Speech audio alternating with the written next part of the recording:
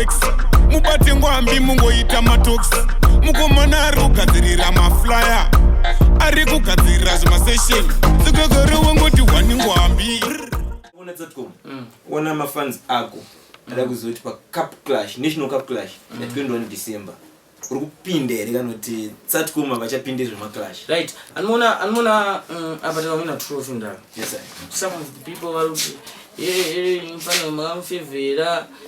mfano zvakazenge anza kupa trophy na DJ video wewe pakati ndaro video anonipa trophy pachinga vakazobirira mazo saka nini ndikuti musati 21 December I can prefer kuyani cup yacho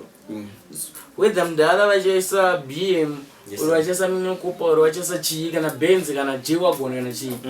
ini trophy yangu ndakabata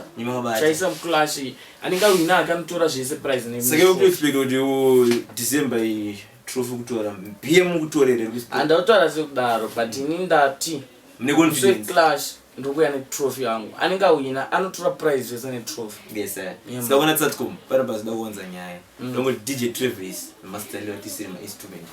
ready brr it's Satcom yeah man Ronnie Bobo yeah me no listen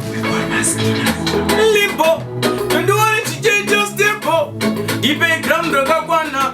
ndoda kuvasuka zvakakwana ndakapotsa padiki ndachariwa oshandi notadza panyika ndashaiwa apandikona ndiri freeze angaiwa andite zvamunoda ndite ndinozvibuka ndivana sabziro vane icing ondidzosa mziro vandoraisa vari pasi kunge bhutsu vanosainza roda kundidzosa kurutero yaiva andakaenda Cape Town vanendaidza timan akati chiuya unoridza zvandakagona kubva zimukavaratidza ndikaimba nemumwe wangu ndobvaraira ndakatusiyana nefoni inodzima rgaya kuda kundiburudza chitimama monya emwe yebhaibheri ndichitima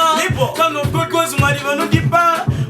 vandimire panokwina change pamumire panovhira mufaya even Jesus akatozvarirwa mumenji otitsatcom wandipika ndakayedondiwari family and friends live ama God you only live once amumbobvafunge pandejo matanks nanyo aitawo vajabaruka manasi chipawapa wacha ndinatoso ekungetsukisa vanhu netomaitoso ndiriubateta kwemakore 4 andakatisefa nchita killing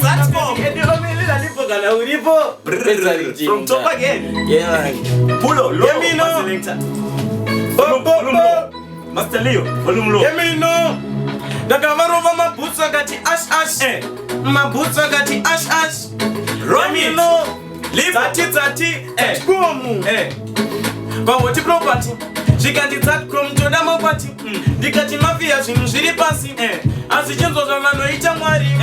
vaida kundibvunza vaida kundiputsa ndokubva vaisa poison vakarutsa kurasa